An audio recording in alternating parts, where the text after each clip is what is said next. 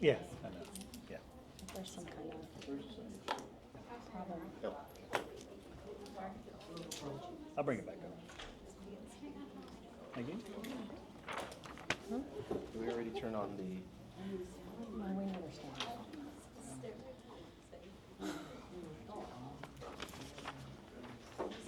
Uh-huh. Oh my God, wow. You're getting a little crazy with it, John.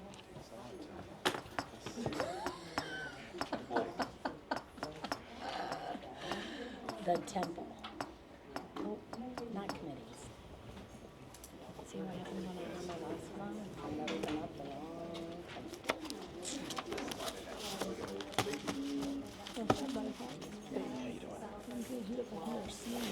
Yeah, it's days like this where you have like. Oh, that's I was Are you in out it? in a member rights thing since Oh boy.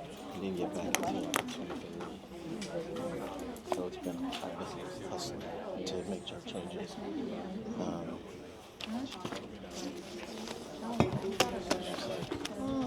Gotta get in the mode just to get it done. And it's totally different kind of brain power. Right. I had to shut my mouth. I saw. Too much time. Alright, so this is that one. This is it. Because we're going to change my show. I want to make sure that that's closed. One. Yeah, one drive to the cell phone, you guys will pick it up. Do you remember what number that is? Yes. I have it in my. All right. Who else are we expecting on our team? Who's out? Well, Angela said that she was on her way. Is that what she said? Somebody said they were coming from a mock. Clint Smith. and is from Kristen Highland. here? Kristen is not here. Her dad is ill. She had to take him to the doctor. Okay. So I think other than Angela, that's it. Okay? We're good. Yeah, we're This is us. all right, everybody. Yeah. We're all right. So we got the sign-in sheet. Everybody signed on the sign-in sheet. All right. All right. So we'll go ahead and bring today's meeting to order. Andy, just to avoid any issues, I'm going to skip item 1A, confirmation of prior proposals. They've got a lot of them out there. Next dates for bargaining. We've got, on the books, we've got October, is it 16th? Yep. And 27. And the 27th. Do we, do we need to add any other dates, or? I think if the rest of our team were here, I'd say, yeah, we should, but we'll just do it at the next meeting Yeah. if it's okay with you, because we have some key members who aren't here tonight. Yeah, or maybe we'll reach agreement tonight. I like your optimism. Always optimistic. All right, so we've got October 16th, October 27th on the books. Any additional housekeeping issues? Okay. Now, I recognize last meeting, which also was last week, wasn't it? It was last week. We made sure that all CCEA proposals were put on the table, or all new proposals by either side was put on the table. And normally the House would present first. I want to make a couple of presentations or a couple of proposals today. They're actually corrections or revisions of proposals that were already made. But I would just want to put them out there just so they're out there for the record. So we had previously proposed at the last meeting, the September 16th meeting, CCA proposal number 19 regarding Unified Champions coaching supplement, to add that supplement. I think I had shared that on delivery, that we may have been using not the latest version of it, because we didn't have the assistant coach mentioned in the proposal. So we have corrected that issue, and then we're offering, could you divide that up? 1, 2, 3, 4, 5, 6, 5. And then we're offering CCA Proposal 19A regarding Unified Champions. And all that it does is that it adds an additional supplement for an assistant coach.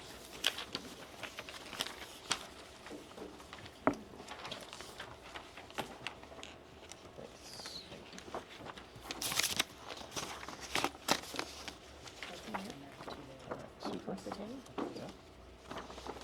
And we had previously proposed at the last meeting, CCA Proposal 23 on bereavement pay. We have a modification to that proposal. So we're proposing today CCA Proposal 23A, which is a revised version of Proposal 23. It relates to bereavement pay. Similar issue, except we made changes on those 3 paid days of bereavement leave as a per incident matter, not counted against sick and personal leave. And then we made a slight change to the immediate family. This is 2025. We recognize that there are situations where people are living with a domestic partner, and casting no aspersions on those people. They are included now in the tent, and so we included domestic partner in our language of who constitutes immediate family. So this is CCA Proposal 23A.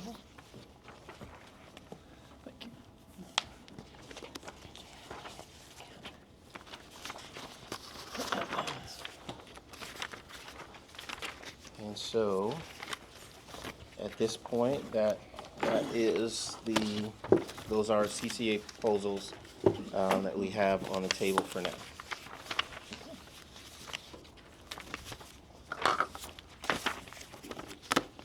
Ready for us? We are. Okay, the first thing we were gonna do is start with the presentation from last week, and I just have a few more slides to get Okay. through.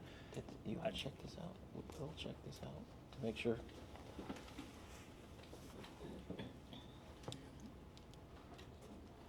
Yeah, need a clicker, or do you have to stand? I'll just touch it, I Looks guess, I don't know. Like it's not fitting. Is that just me, or is that just me? Can you lower the front? Yeah, can somebody come around the corner and lower the little thing right here?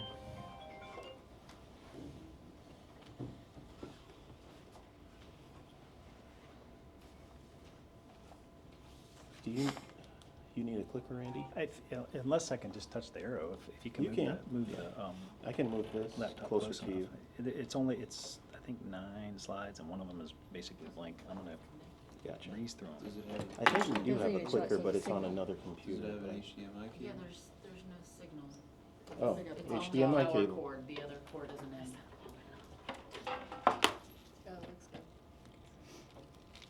the HDMI.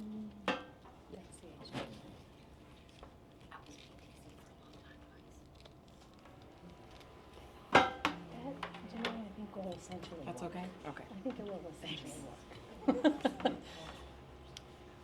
We don't need that little corner of real estate up there. Details, We didn't details. put words to the end of the slide, so, The logo. yeah, I think you know where we were.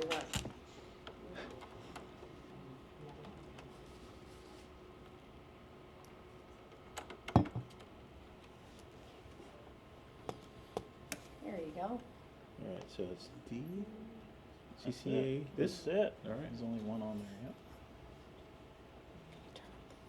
Yeah, you might want to, or at least if you can dim.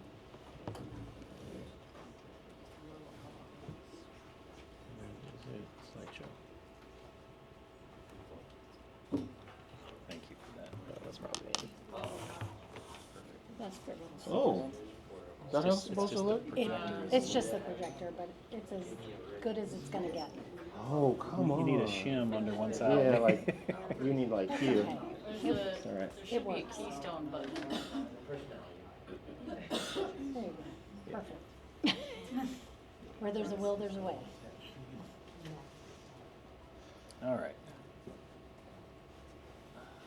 So as you saw just then, I was just advancing quickly through the portion of the presentation that our CFO went over last week, and that will be posted on our district webpage and on our labor relations page, and I'll talk about that in just a minute.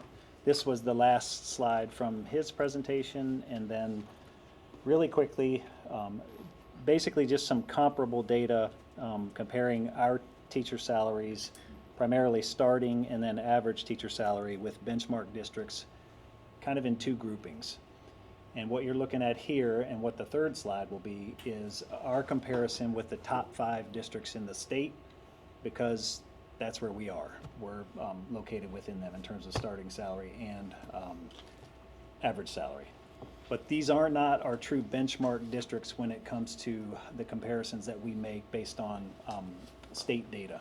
The state data is based on the 5 districts above us in terms of student enrollment and the 5 districts below us in terms of student enrollment, and I'll show you those in just a second. But as you can see here, the progression over the last several years, where Collier County Public Schools ranks in terms of starting teacher salary, base teacher salary, and at the conclusion of last year, 24-25 school year, we were 4th in the state at $57,000.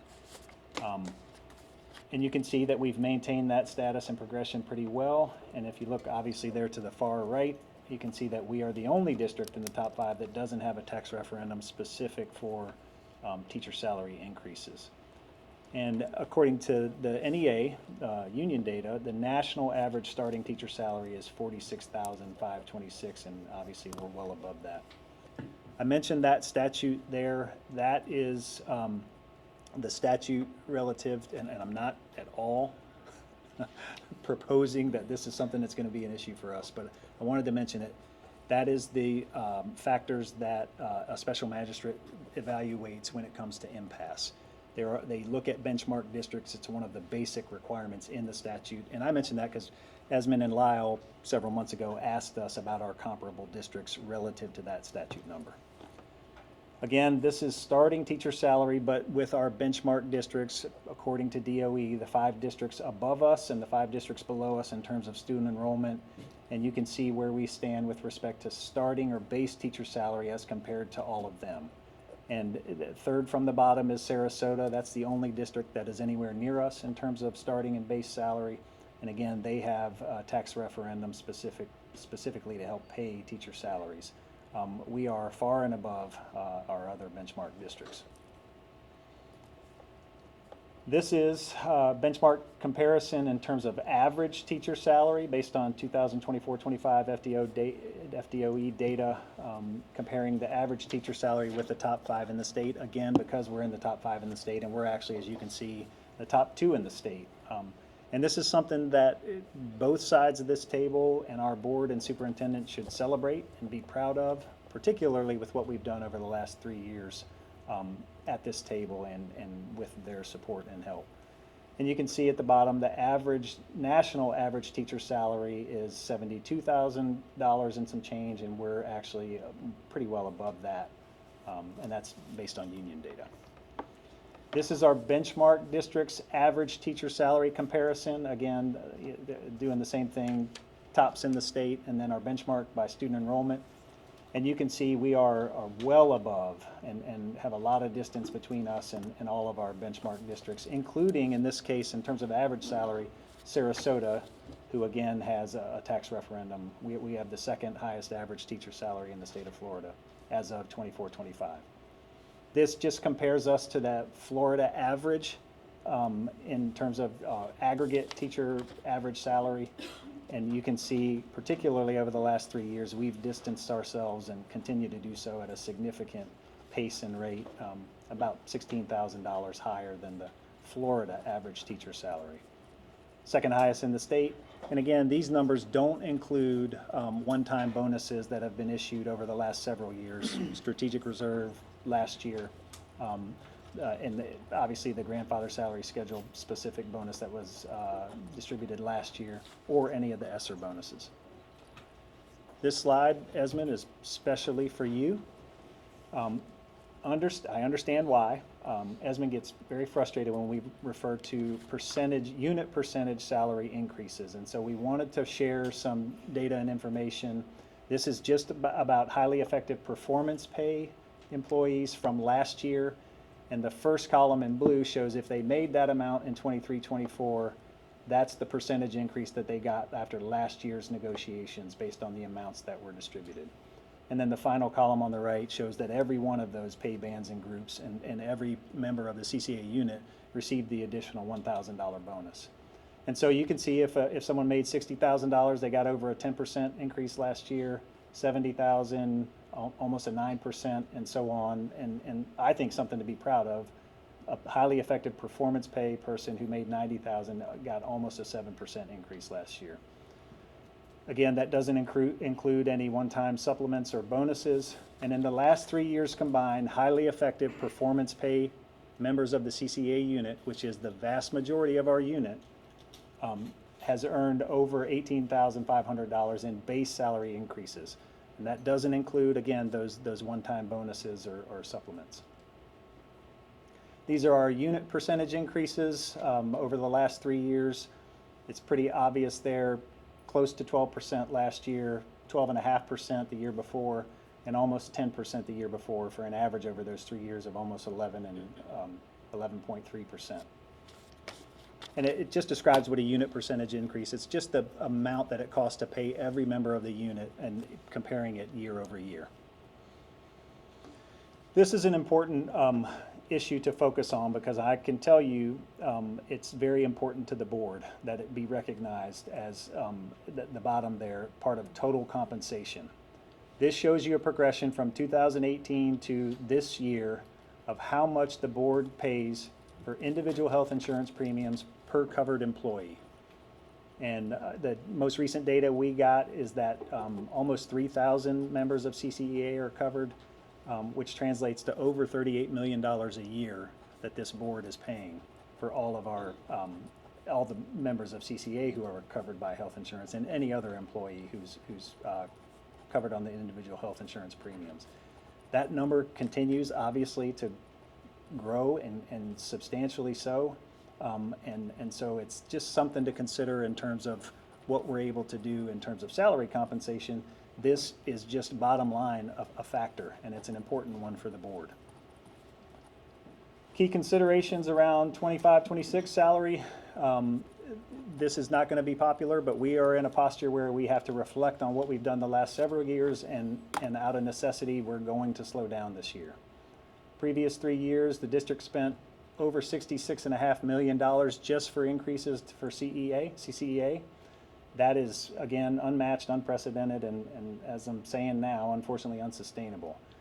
The same time period, the teacher salary increase allocation that we receive from the state, the amount that we receive for growth over those same 3 years is $8.5 million compared to the $66.5 million that the board and superintendent have authorized us to issue in terms of salary increases.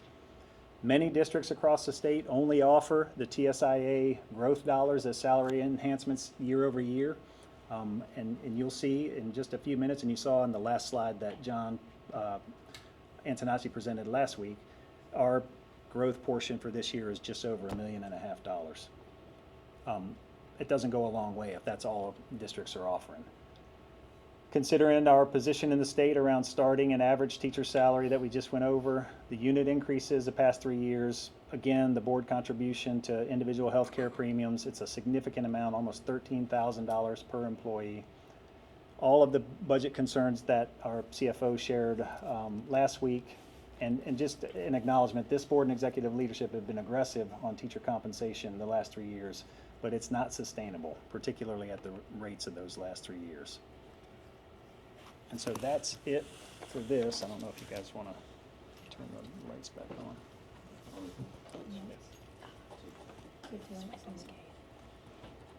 Hey, no,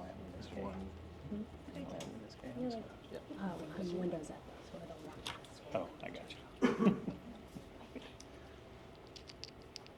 Give me 1 second.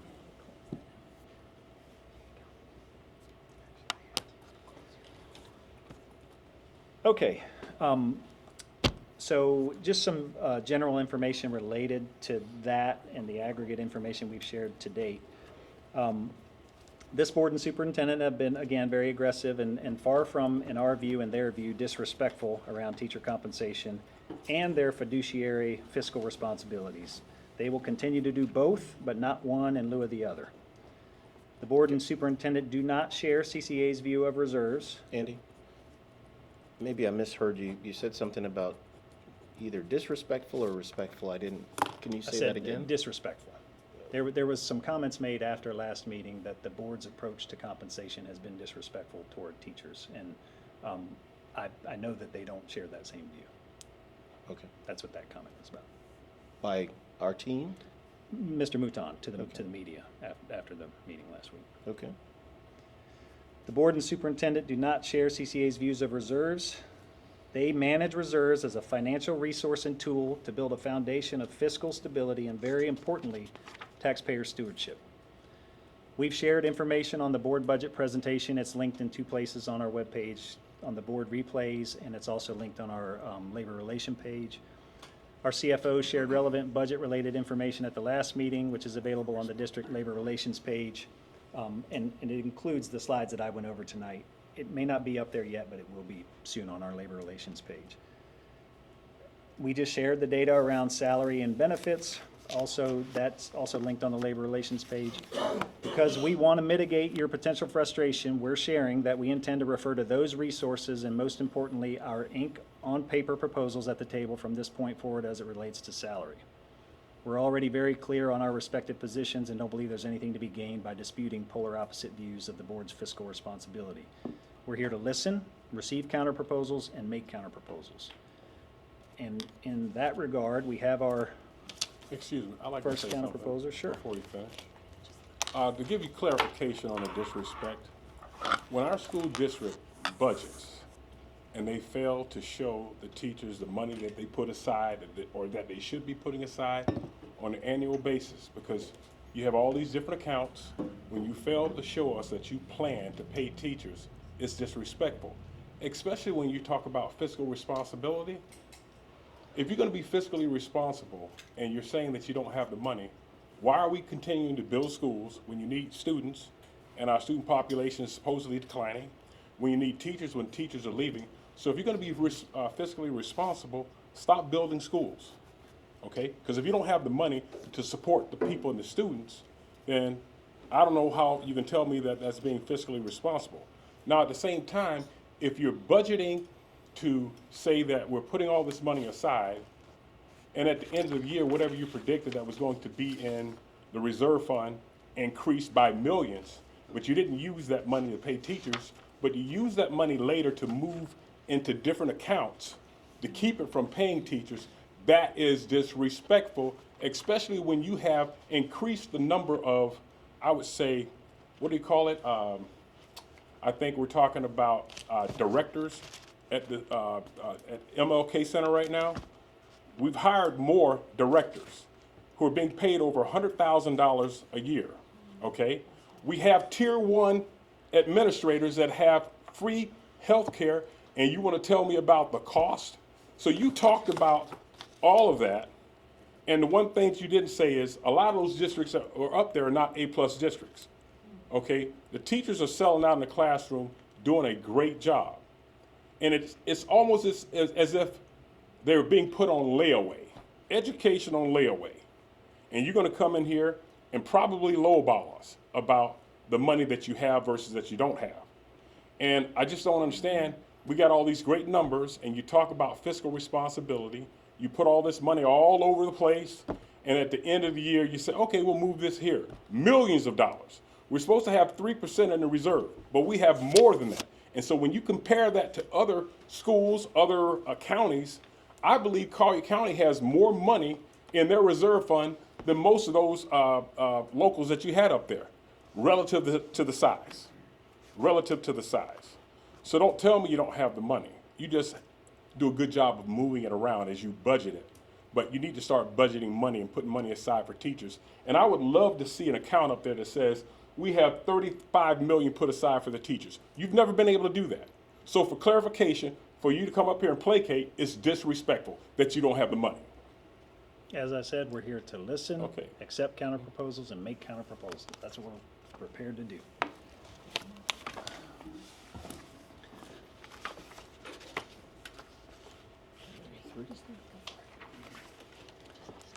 So our first salary-related counter proposal is a response to U21 around indexed supplements. You guys have copies. Our team should have them from last week. Don't I Yes, have we some do. extras? Kelly, you need one? So as mentioned, this was 2 meetings ago when you all made your initial proposal on a group or a smaller or bunch of index supplements. Our team had a robust discussion during caucus a couple weeks ago. We came back and shared that, and we agree that there's a lack of clarity around the indices, and it's just kind of cumbersome to have to calculate each one separately and differently. Our counter proposal addresses this and incorporates the new threshold level CCEA proposed as a baseline salary of $47,500. I believe it's currently calculated at $43,760. If I'm wrong about that number, I'm close. So we are agreeing in our proposal to raise the base for salary calculations to $47,500. Our counter also converts each previously indexed supplement to a flat dollar amount based on the new base salary of $47,500 as requested in CCEA's proposal. We just believe it's much more transparent, and in years where there is the money to do so, we believe it allows to target specific supplements that are a priority for either side of the table, to be able to say we want to increase this one to this amount and so on. And so you have it there. I know you all are familiar with it. It's I think 8 pages long. We recalculated each one based on the 47.5 index. Obviously, you guys are going to want to go through that and do the math yourself. Yes, and we also included responses to your. Give me 1 second. I think it's on the last page. 12.014 and 12.023 calculated those based on the new base, the Immokalee Everglades teaching supplement, and then if an increment is negotiated with those specific requirements in 12.023. Everything that was included in your initial proposal in U21.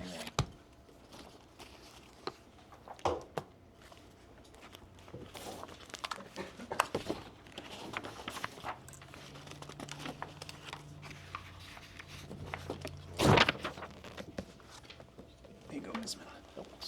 Thanks.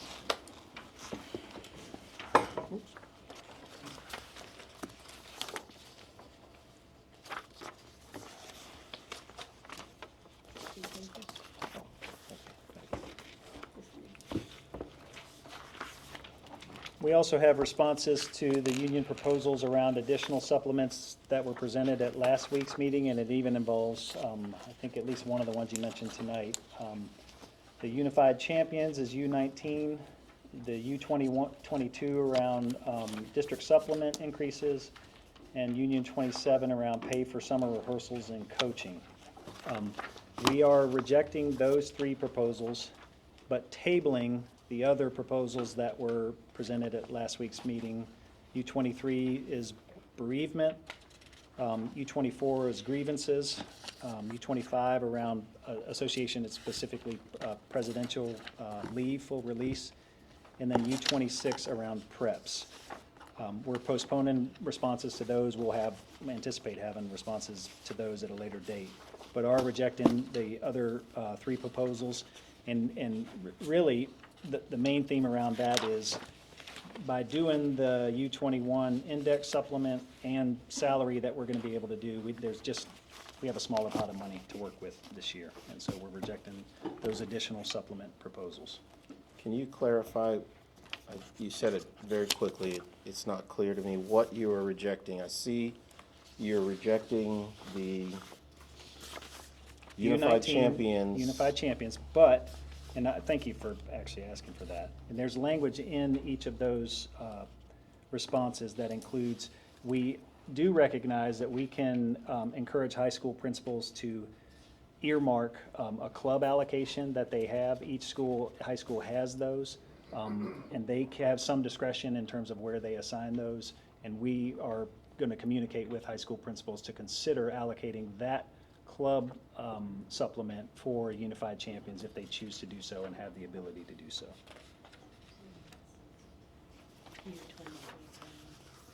Okay. And then U22 was degree supplement increases. That's the other one that you have there. Right. And then I don't think I have that. Do I? It should be all stapled together. They should be one right That's it. after the other.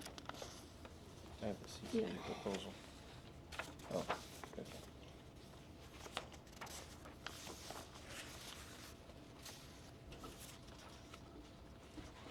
So you're rejecting the union's proposal for increases to the specialist and doctoral degree that was proposed last week? Yes. Okay. And the last one that's included in those three that are rejected is U27, summer rehearsals for band directors and coaching You're rejecting over that? summer. Yes.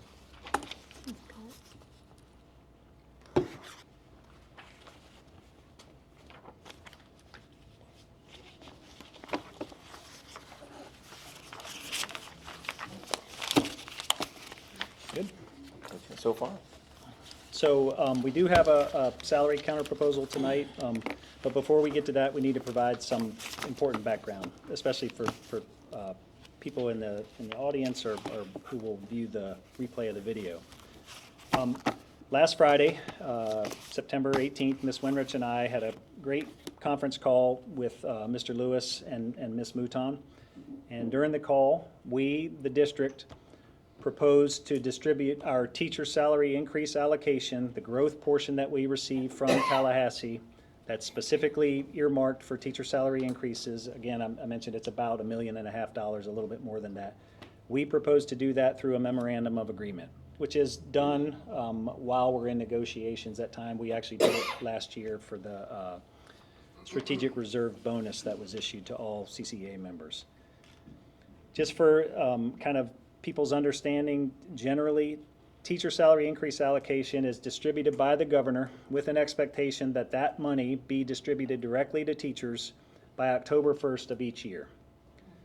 The governor and the FDOE commissioner have made it clear that they expect the TSIA dollars to be issued to teachers as soon as possible and preferably on or before that October date. The FDOE commissioner and board have called superintendents, and we believe union leaders, to meetings in Tallahassee to explain why the TSIA dollars assigned to teachers in their district has not been distributed by the October date. Across the state, as I mentioned, many districts only provide the growth portion of TSIA as their entire salary increase each year. However, in our proposed MOA, and I have copies for everyone that I'll share in just a second, we included a documented commitment to bargain additional salary beyond the TSIA amount. And it's important, we put that in writing, that we would negotiate additional increases in salary. And as demonstrated just a minute ago on the slide, our history demonstrates that the board has been committed to going well above and beyond the TSIA amount. $66.5 million that's been issued over the last 3 years by this board compared to $8.5 million that we've received from TSIA funding over the last 3 years. This morning, Mr. Lewis and Ms. Mouton informed us that CCEA will not sign that MOA because they want to see the district's entire salary proposal first. Our view is that that defeats the purpose around a shared motivation or reason to distribute these dollars now in order to comply with the deadline that the Tallahassee and the governor have imposed. It's effectively a rejection of the MOA and the concept of bifurcating or splitting our salary increases. Some other important information, the CCEA talks about their positive relationships, and we believe that in some ways you do have them with the board and superintendent, and we believe that the MOA was a perfect opportunity to truly demonstrate that and the commitment to working together through that MOA. The MOA would have provided an additional $605 lump sum addition to the base salaries and paychecks of most of the unit, everyone who's highly effective performance pay, by mid-October. CCEA speaks about the dire financial circumstances of teachers in the local community, but they chose not to sign a simple document that would quickly and easily give them the money as required by the state. while continuing to negotiate additional salary increases. And again, that was documented in the MOA. At 60% membership, which is required by law, CCEA collects $1.4 million annually from dues-paying members, teachers, and requires that those dues-paying members fully fund the salaries of President Mouton, Mr. Lewis, and now Ms. Janae Mouton, service unit directors. But they refuse to sign off on getting guaranteed dedicated money to their rank and file members. Could happen by mid-October if they sign the MOA. That, in our opinion, is the first true example in these negotiations of hiding the ball. We do have a counterproposal tonight, and I'm going to read a portion of it to you first. This is a note at the top that you all will see. The district proposes to bifurcate salary negotiations. Specifically, the district proposes to tentatively agree on an initial salary counterproposal that distributes the growth portion of the teacher salary incentive allocation as determined by the state of Florida. This counterproposal is documented below and is compliant with Florida Statute 101222, including the additional costs of taxes and benefits. After a tentative agreement is signed by the district and CCA, both parties will continue negotiations around additional salary and compensation above and beyond the growth portion of the TSIA. As demonstrated for the past 3 years, the district is willing to provide salary increases above and beyond what the state has provided through the growth portion of TSIA.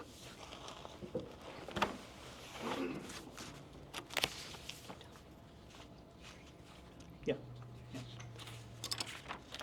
So when you get those, you'll see that our counterproposal provides a flat amount for all of CCA on both salary schedules, grandfathered and performance pay. It's $385 and provides a small differentiation for highly effective performance pay members, an additional $220 as required by Florida Statute 1012. These terms are exactly identical to the MOA that the union rejected this morning. And so you might logically ask, well, why would you propose it again if they rejected it this morning? There are 3 reasons. On this record and in this open forum, we want to be very clear verbally and in writing that the district is committed to negotiating additional salary increase proposals and counters beyond the required TSIA distribution. Second reason is we want the public, teachers, board members, taxpayers, Tallahassee, others to be able to observe our collective efforts on this. And the third reason is our hope is that CCA will reconsider this very reasonable counterproposal and TA simply because it's the right thing to do for multiple reasons, including getting money into their members' pockets now. If CCA TAs today, these initial increases can be paid by October 17th while we continue, again, additional salary increase negotiations. And that's all we have. Okay.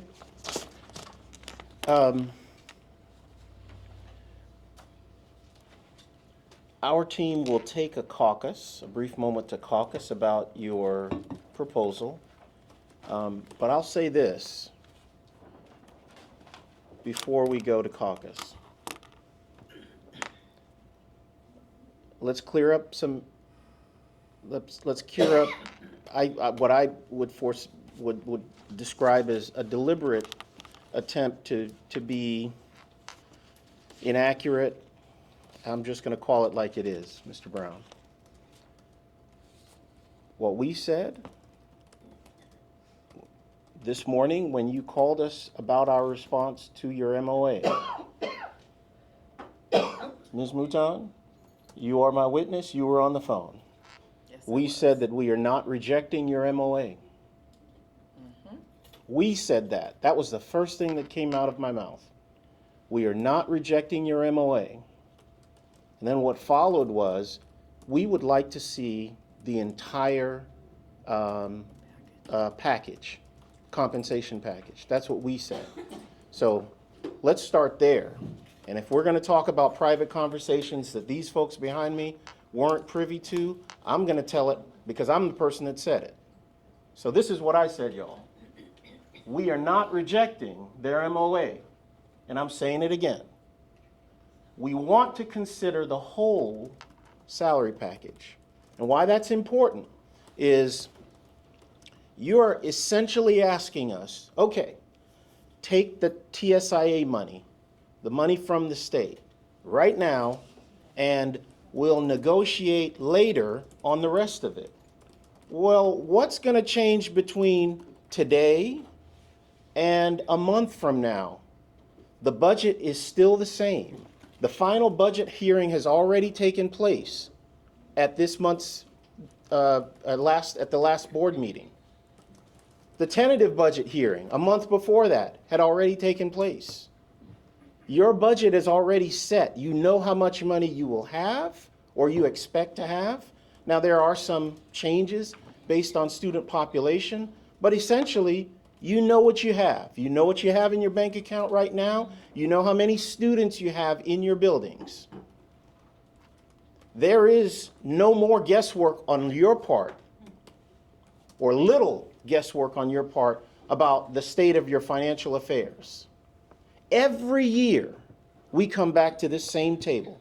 And I've been a part of 3, now going on my fourth negotiation with this team. Every year, we come to negotiate salary. We start sometimes, most of the time, at the end of the year, around May. We negotiate throughout the summer. Then we continue to negotiate in the fall. Typically somewhere between September and November, we reach an agreement on the entire package. And there is going to be nothing different about that this year. Nothing different.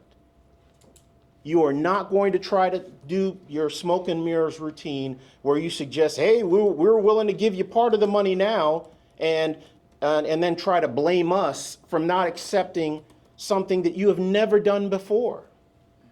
We want all of these issues wrapped up right now or soon thereafter. We're not waiting and piecemealing, bifurcating salary with this and that. No, you got all the money. And here it is, just so the audience understands with regard to TSIA. That is the state's contribution to the districts for salary increases. It is not the entire universe of money that the district has to pull from to come up with its salary for you. Mr. Antonacci said at the last, at the budget hearings, and he says this almost every year, there's a local effort that contributes to the coffers of the school district for purposes of salaries and everything else. We're talking about salaries, capital expenses, all of those things. That comes from local funds, property taxes, sales tax. That's the local effort. And it is a larger amount than the amount that you're getting from the state with regard to salaries and other things. So don't try to make this only about the small money that the governor gives you for salary increases. That TISA money has been around the same amount of money for the last several years. Every year it's about $1 million. Last year you settled with us a whole package. Same situation happened. The state gave you about $1 million for salary increases. You came up with the rest from the other sources that you have. Reserve funds if you had to move it. Property taxes that you're collecting. Sales tax to the extent that it contributes to school districts. Nothing's changed this year. And just because the Commissioner of Education is politicizing money that the state has contributed every single year doesn't change a thing. If you want a long-term deal, you can sign a multi-year contract and tell these people what they're going to get for the next 2 or 3 years.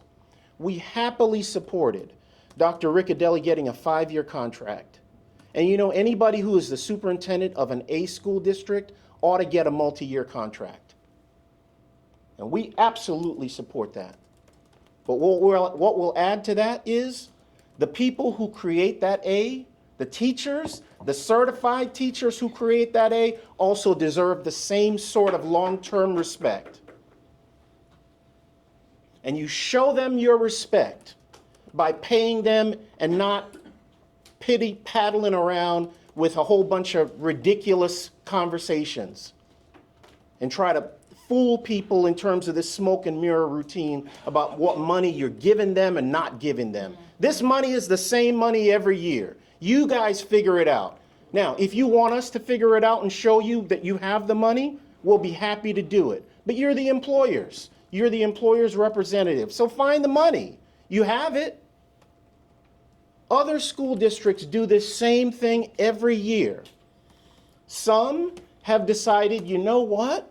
We don't have enough money based on local sources and state sources, so we're going to have to come up with another source of money, aka a referendum. That is your choice. You haven't put that into the fray. Now we're going to end up doing your heavy lifting for you. And we're going to do it for you and put it with our partners. Hopefully the district will be one of those partners to put that before voters, to say, hey voters, the district can't figure out how to pay teachers, so we know that you want teachers to teach your kids and keep this community bright and strong, so put some money behind that. But here it is. It doesn't matter. That's from 2 years from now. We're talking about right now.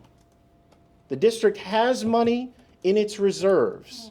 They have a specific reserve account for strategic reserve specifically for salary overruns, underruns, however you want to call it. When you don't have enough money in what you have designated in your budget for operating, you can tap into that reserve. And we're saying that's what the money is there for. You save for a rainy day, and when a rainy day comes, you better get the money out that you saved for the rainy day. And this isn't even a rainy day. Here it is. The district in February of 2026, that's 4 or 5 months from now, will be debt-free. Kudos. That's awesome. And I say this to John Antonacci, straight shooter, a good man. He and his team have done an incredible job. And Dr. Riccadelli is his boss. The board, in the decisions that they have made, that's incredible to be an A school district, to save all this money, and to still be able to be debt-free. Okay, we got that. But these folks behind me have earned that A. They gave you the product, and you got to pay for it. And don't come here, I'll let the team speak for what they want to do with this. But we're not going to, if we're going to just talk about what you're going to offer, then you didn't have to do all of that smoke and mirrors about something and try to make it like if this year is unique. This year is not unique. This is the same thing every year the state gives you TSIA money. Every year we come back to the table, and every year we negotiate a whole deal, not splitting the baby. And then, what's going to happen 3 weeks from now, a month from now? Oh, well, Esmond, we didn't have the money. Well, if you didn't have the money to begin with, then just say so. And in fact, this is what you're saying. When you give us the salary offer, that's what you're saying. This is what teachers are worth. Teachers, you're worth $385 on your base salary. That's what your writing has said. And that's your salary offer.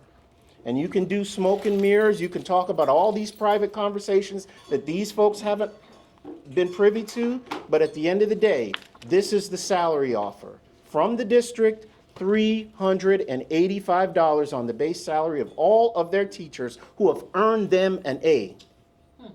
And if that's the story that you want to be written, then stand by it. But don't try to blame us for you not wanting to offer us more money.